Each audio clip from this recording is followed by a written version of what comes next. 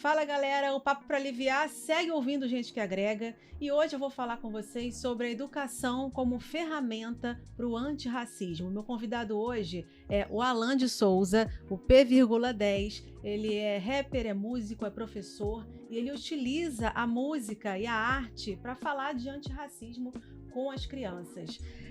Alan, obrigada pela sua participação. A gente agradece muito a sua presença aqui, porque é um assunto que a gente está observando que está em voga essa semana, principalmente por conta de toda a repercussão com relação ao caso vivido pelo Vini Júnior. Você faz parte também do Instituto com seus trabalhos lá, implementando a metodologia antirracista também nos projetos de lá, com o seu projeto pessoal também. Então eu vou começar falando hoje com você de um movimento que você está criando, né? Que você falou inclusive sobre isso hoje no seu Instagram, que é a música popular brasileira infantil antirracista, MPBia. Explica pra gente o que é, o que vai ser esse grande movimento que você está iniciando. Bom, primeiramente, agradeço o convite, né? É muito importante estar aqui, poder falar sobre educação antirracista, sobre música popular brasileira infantil antirracista, porque a nossa sociedade precisa muito, né, desse tipo de mensagem, desse tipo de conteúdo. Tá mais do que na hora da gente tentar combater de fato o racismo que existe no nosso país. E essa ideia da MPBia é algo que eu venho pensando já há um tempo e a partir daquilo que eu venho escrevendo eu percebi, poxa, só eu atualmente estou fazendo isso de uma maneira direcionada para o público infantil e o histórico da música brasileira nesse segmento é muito deprimente se a gente for observar, né? Porque as músicas, né, na sua maioria, elas deterioram a imagem da criança negra, a construção da identidade negra e a partir do meu trabalho com as crianças, da criação do Meu Cabelo é Bem Bonito, das outras canções, eu percebi que precisava fortalecer isso de uma maneira mais consistente e esse nome, esse movimento, eu acho que eu estou iniciando, porque eu acredito que eu não vejo, né, até nas minhas pesquisas eu não tenho visto ninguém fazendo algo parecido. Então, eu acredito muito que a MPBia pode trazer uma nova imagem sobre toda essa questão do antirracismo, sobre toda essa questão da música infantil, sobre a preocupação e sobre fazer algo que realmente construa um futuro saudável para as nossas crianças. No ano passado teve essa música que tá escrita na tua camisa, Meu Cabelo é Bem Bonito, essa música viralizou, as crianças cantando, aquilo tomou uma proporção nacional, justamente porque é uma coisa que a gente não está acostumado a ver, essa linguagem antirracista de uma forma tão natural ali, enaltecendo a autoestima das crianças, fala de cabelo crespo, cabelo cacheado, cabelo liso, para a criança se olhar no espelho e se enxergar de uma maneira positiva. Eu vou até agora dar uma pausa aqui, que na edição eu vou colocar um trechinho agora do vídeo para você ver como é que foi esse momento com as crianças.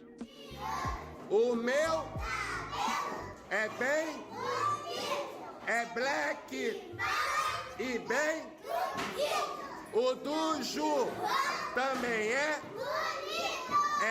amarelo e bem, o da Vitória é uma cor de show feito de, o do Ricardo é muito, é bem e é nato, muitos formatos, vários K, não tenha, se olhe, ele representa, ninguém vai tirar a... Esse vídeo é sensacional, né? E assim, como é que foi pra você essa repercussão e por que tudo isso aconteceu? Como é que aconteceu essa viralização desse vídeo? Olha, confesso para você que nem eu estava preparado para isso. Apenas estava ali no desenvolvimento do trabalho no dia a dia com as crianças e foi conversando com a professora, lá a gente conversou sobre fazer algo, né? Ela me pediu, na verdade, podia trazer alguém para fazer um trabalho também voltado para o antirracismo, né? Sendo que eu já fazia isso com literatura, trazendo leituras, livros com temática negra, com ancestralidade negra envolvida. E aí eu falei, tá bom, vou ver, pensar em alguém aqui que possa, né, dar uma outra contribuição. Voltei para casa e fiquei pensando e foi quando eu falei, bom, acho que está na hora da música, né, fazer parte desse processo também. E aí, naquele mesmo momento, eu escrevi 3 canções, né? Dentre elas, O Meu Cabelo é Bem Bonito. E falei assim, bom, eu acho que dá para eu mesmo fazer esse movimento. E aí voltei no outro dia e já comecei a ensaiar com as crianças. Você fez aquilo a capela ali? A música não tinha sido gravada em estúdio, não, nada? Nada disso. Foi todo o movimento a capela. Eu escrevi e tal, né? Internalizei a ideia da música e tal, fui ajustando. E no outro dia eu já voltei com ela e já comecei a trabalhar com as crianças. Elas assimilaram prontamente. E aí, em 2 semanas, eu falei, bom, vou gravar esse vídeo. E eu vou confessar uma coisa aqui. Quando eu gravei o vídeo, eu falei, poxa, será que tá bom mesmo? Né? Eu acho que dá pra esperar mais um pouquinho. Não, eu fiquei com aquilo, né? Mas aí um bichinho me coçou e falou assim, posta. A gente nunca acha que tá bom, né? A gente acha que sempre tem que melhorar, Sou mas bastante é detalhista nessas coisas. Aí eu falei, tipo, caramba, vou postar. Aí postei. 17 de agosto, né, 2022, é a data que de certa forma mudou a minha vida nesse sentido artístico e educacional. E aí no outro dia já tava uma loucura, emissora de TV me procurando, querendo fazer matéria, e eu, como assim? Que é isso? E, tipo, tá acontecendo. você falou dessa coisa nacional, mas a música foi parar em Moçambique, né? Gente. Tem uma versão, até tá lá no meu Instagram, lá, de crianças de Moçambique cantando ela, assim como lá na Itália, em Cagliari, também fizeram um trabalho com essa música lá, e assim, né? É uma coisa assim muito absurda que eu fico muito feliz de certa forma de estar contribuindo para esse conceito, para essa questão que é tão importante no nosso país. O que você está trabalhando é a educação, realmente, a educação no sentido de pensar a importância de ser antirracista desde a base, né? Desde lá da educação infantil. E aí eu vou tocar agora nessa questão do Vini, porque o caso tomou uma proporção muito grande, né? A gente está falando de jogador, um dos melhores jogadores da nossa geração, sofrendo um racismo explícito num dos maiores campeonatos europeus, então, e ele não se contentou com aquilo, ele depois falou realmente que ele já vinha vivendo aquilo de uma forma estrutural, né? Não era uma coisa pontual, mas ele explodiu ali e isso tomou a proporção que tomou. O Vini tem essa consciência, ele tem os projetos e ele utiliza isso, ele acha importante essa educação justamente para que a sociedade entenda desde o início a necessidade de se falar sobre não ser racista, sobre respeitar o outro, né? E aí, como é que entra o seu trabalho nesse momento? O que você imagina a respeito da importância dessa linguagem desde a base, da musicalidade, de uma coisa natural, as crianças enxergarem a importância de se respeitar o outro, de se respeitar a cor, respeitar a raça do outro? Como é que entra o seu trabalho nesse momento? Bom, o que eu entendi logo de cara, quando eu comecei a trabalhar com a educação infantil, que foi em 2020, mas eu não tive sequência justamente por conta da pandemia, e na minha primeira aula, né, com a educação infantil, aconteceu uma situação de racismo de 2 crianças, né, e aquilo ali me chocou, me chamou a atenção, porque eu falei assim, como assim? Uma criança de 5 anos está falando que a outra está fazendo macumba, né? De onde ela tirou isso? Como ela já conceituou essa palavra como algo negativo? Então isso ficou meio que permeando minha mentalidade ali e tal, fiquei refletindo bastante, mas a pandemia meio que travou todo o processo, né? E aí só em 2021, no finalzinho, por volta de setembro, eu voltei a trabalhar com as crianças. E aí comecei a ter um contato maior e a observar, a perceber, né, essas questões, porque a criança ela traz para você desde o primeiro momento tudo aquilo que ocorre com ela. Se ela é chamada de feia, se alguém fala, por exemplo, que ela tá suja ou coisa parecida. Aí o racismo também atravessa e aparece nesse momento. E aí observando isso, foi onde eu percebi que assim, cara, a cura precisa vir da base. Porque é nesse processo ali que a gente tem que internalizar já esses conceitos, né? Tanto de autoestima, quanto de empoderamento, de entender que agredir o coleguinha, xingando ele, falando mal do cabelo dele, falando mal dos traços físicos dele, não é legal, é negativo, é prejudicial. Então foi aí que eu fui percebendo essas questões e fui trabalhando. E tem uma coisa muito engraçada nessa história, que é o seguinte: após o viral do meu cabelo, eu tinha uma letra no ano passado já falando sobre que vinha a Copa do Mundo e tal, e falava sobre o Vini, né? E foi assim que a nossa relação, de certa forma, se estreitou, né? E aí eu peguei essa letra quando aconteceu o primeiro caso, né?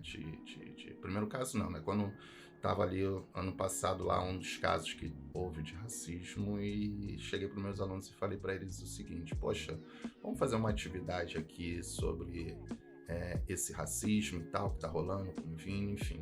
Aí a gente decorou, eu fiz eles decorarem a letra e tal, a gente trabalhou, fomos pra quadra e tal, e aí fiz o mesmo movimento, né, que eu fiz com as crianças, o meu cabelo, com os meus alunos adolescentes, né, gravamos, né, essa letra, essa canção, que fala sobre, né, o talento do Vini e tudo mais, e jogamos na rede.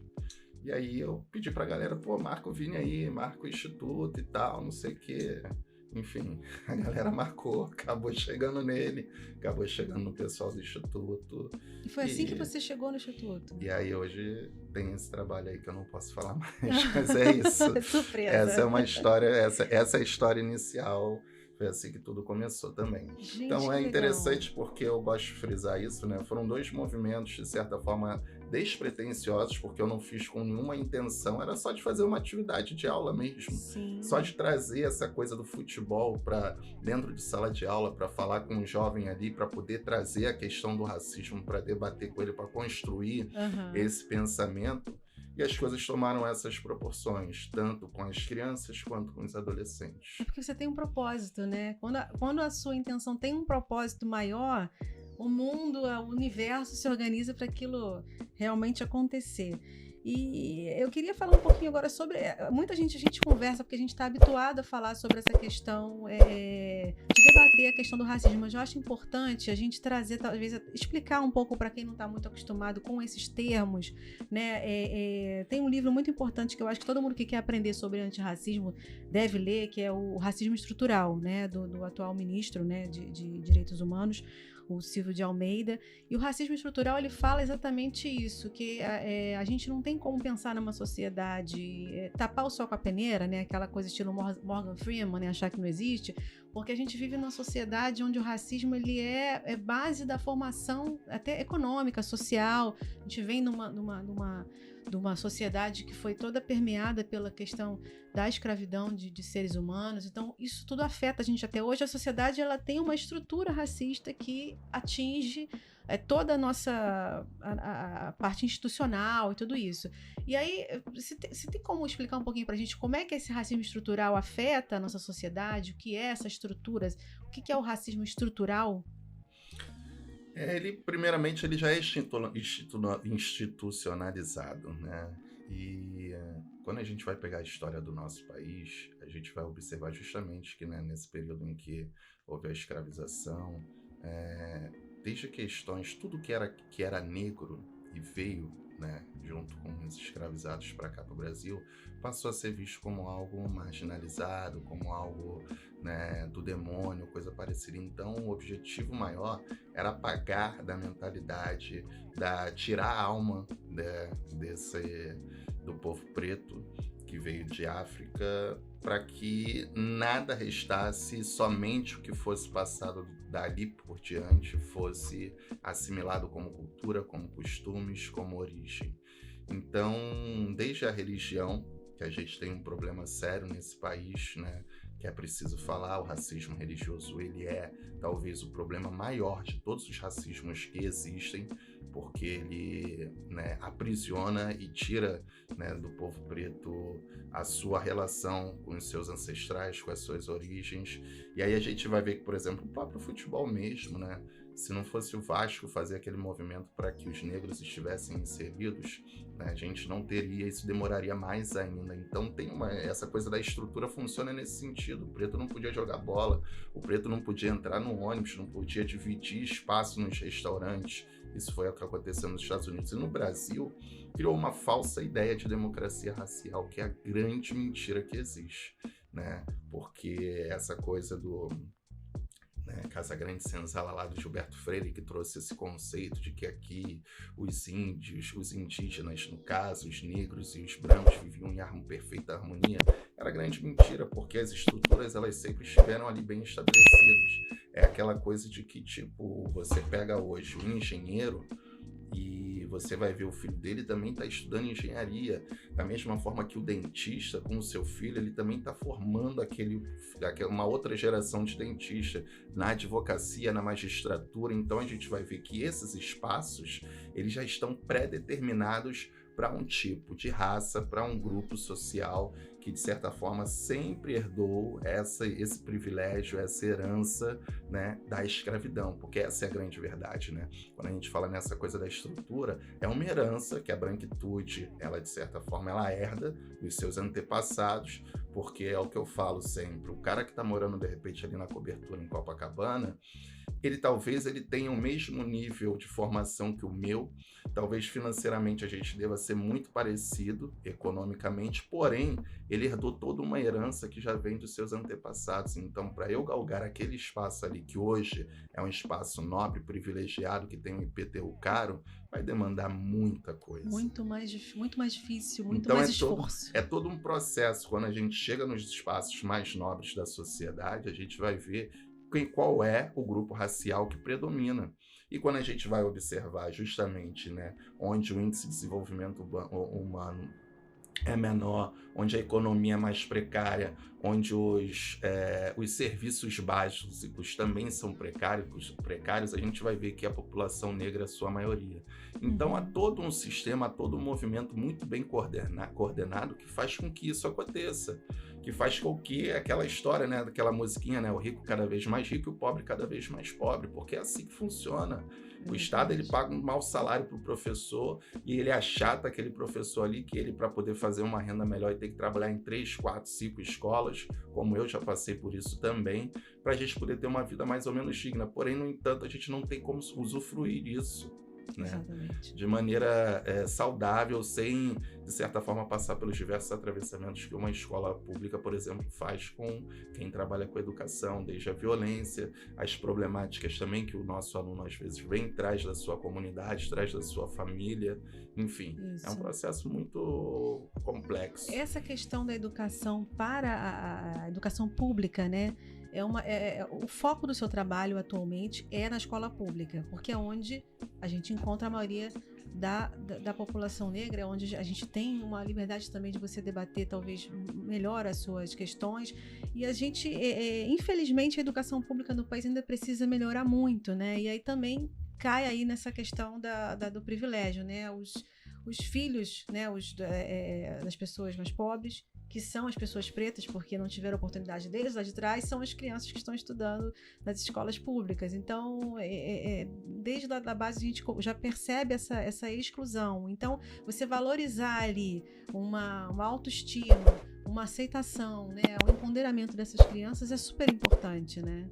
Sim, fortalecer o entendimento que ela, independente dela ser uma pessoa negra, ela morar na comunidade, ela pode também alçar voos maiores. Não estou querendo aqui dizer nem fazer defesa de uma meritocracia, porque eu penso que nem tudo é justo na vida e existem questões que são às vezes inatingíveis dentro desse processo, como eu falei da herança do cara que está lá no condomínio luxuoso, na área nobre, ocupar determinados espaços às vezes fica muito inviável, mas assim, é possível fazer uma nova narrativa, né, galgar novos espaços, se essa criança tiver um empoderamento, um entendimento da sua raça, das suas origens e perceber que ela pode fazer diferença, como às vezes 2 músicas estão fazendo diferença hoje na vida de algumas pessoas.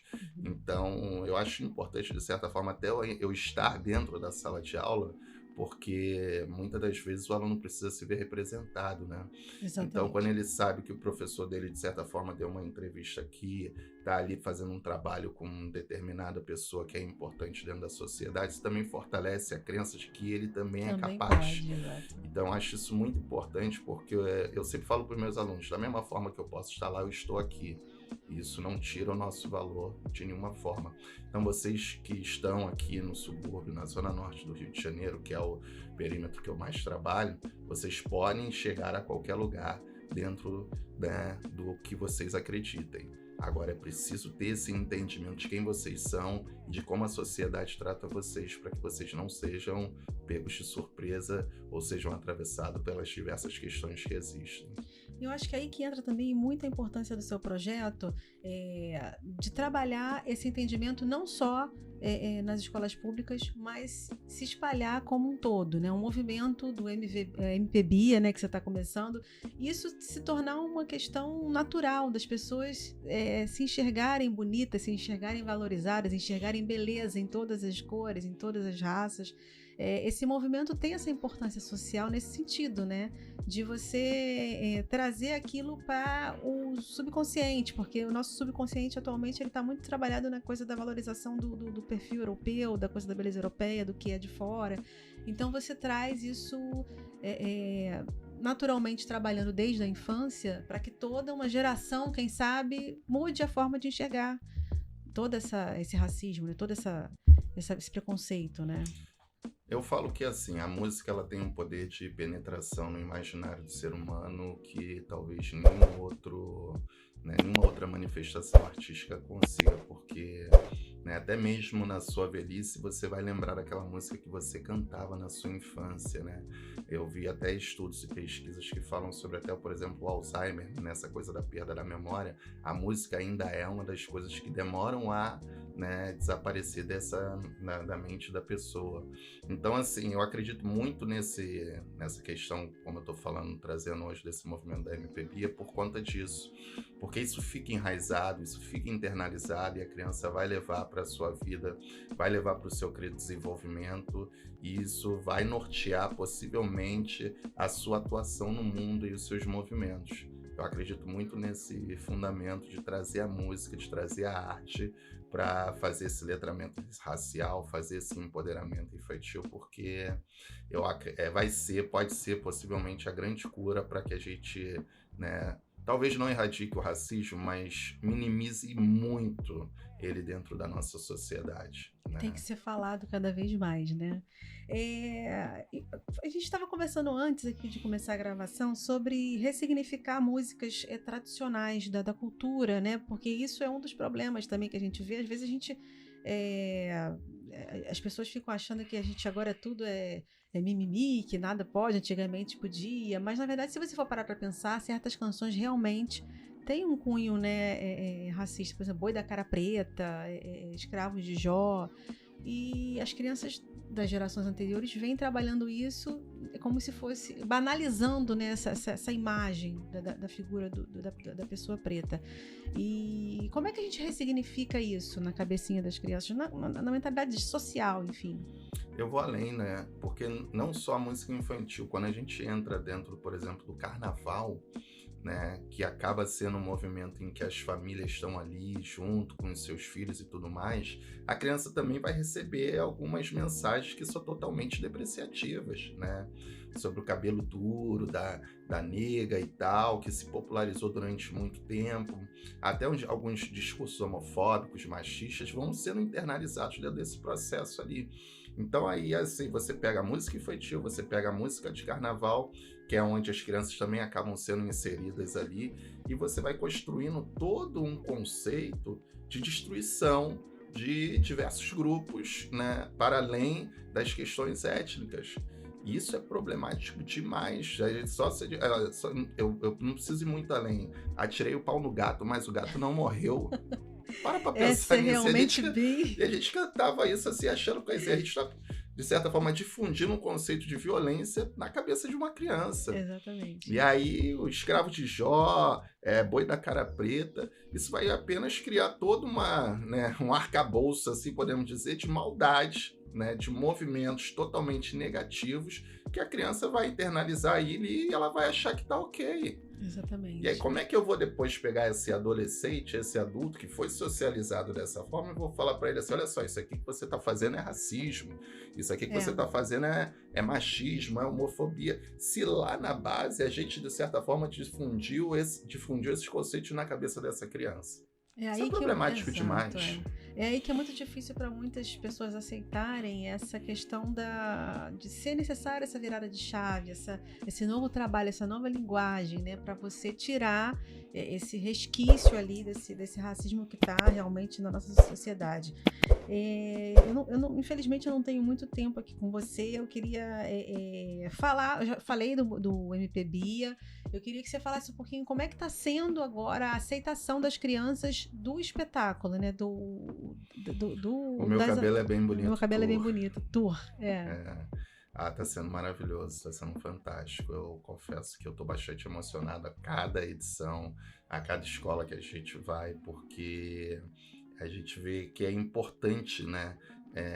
Há toda uma construção antes da Meu Cabelo é Bem Bonito tour acontecer dentro da escola. A gente sempre procura fazer um trabalho junto aos professores ali de orientação, de ambientização da escola, de letramento, né, no qual os livros de literatura negra, a minha música, o meu repertório chegue antes para essas crianças já conhecerem, já começarem, né, já terem esse hábito ali daquele contato que elas vão receber desse projeto. Então, assim, quando a gente chega na escola, é meio que a culminância de todo o movimento que já está rolando ali, muitas vezes que a escola já faz, mas a gente agrega mais alguns valores ali e eu acho que vira um combo muito bacana. É a catarse ali. Exatamente, né? Porque as crianças, elas ficam já, né, empolvorosas nesse sentido, né? Tipo, poxa, o cara que canta O Meu Cabelo é Bem Bonito, deixa de bobagem pretinho. Os vídeos que a gente, né, tem feito justamente retratam isso, porque elas cantam, elas ficam felizes de estar vendo alguém que elas conheceram a partir de uma música, a partir de um vídeo, de estar ali no espaçozinho que é dela diariamente, fazendo um trabalho que é voltado para ela, de afeto, de amor, de letramento, de empoderamento. Então isso é maravilhoso.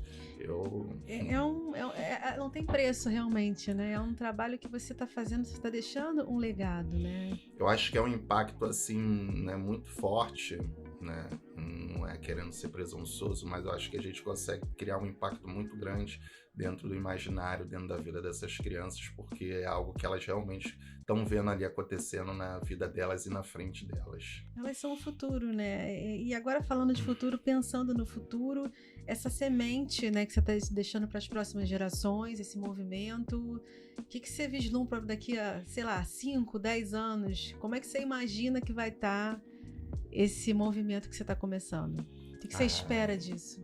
É uma coisa que eu falo bastante. Eu espero que haja mais multiplicadores, porque, né, ao mesmo tempo que é especial demais estar dando início, está dando pontapé a essa questão, aos projetos que eu venho trazendo, eu não posso ser, né, a única andorinha dentro desse verão. Eu preciso que haja multiplicadores, que outras pessoas envolvidas em outras partes do país também disseminem esses conceitos, cada um da sua forma, cada um com a sua manifestação, seja artística ou não.